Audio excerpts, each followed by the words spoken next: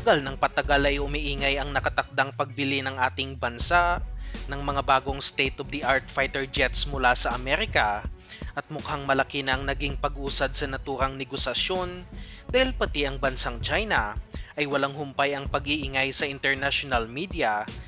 at sinasabing wag na dapat ituloy ng bansa ang nakatakdang pagbili na ito.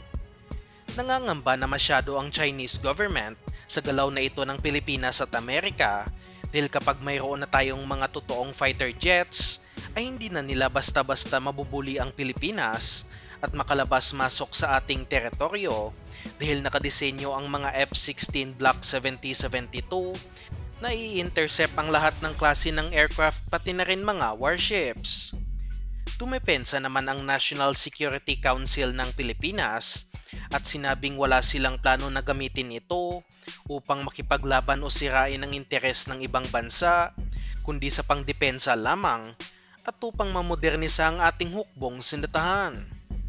At sa bagong balita, mukhang nagmamadali na ang Pilipinas na makuha ito matapos inihayag ng ambasador ng Pilipinas sa Amerika na inaasahang kayang may deliver ang mga bagong F-16 sa susunod na taon kapag tuluyan na ngang mapirmahan ang kontrata.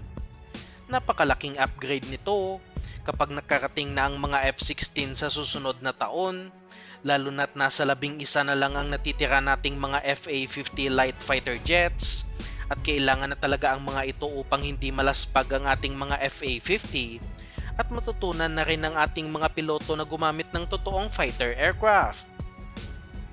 Marami pang nakapila ngayon sa pagbili ng bagong F-16 Block 7072 tulad na lang ng Taiwan, Slovakia, Bulgaria, Bahrain, Morocco at bansang Jordan at nasa daang-daang F-16 ang total na mga order, ngunit sinasabing ang Pilipinas ang prioridad ngayon ng Amerika kaya mukhang pasisingitin sa pila ang Pinas kapag napirmahan na nga ang kontrata. Marami ding mga F-16 ngayon sa Clark Air Base sa Pampanga para sa isang pagsasanay kasama ang Philippine Air Force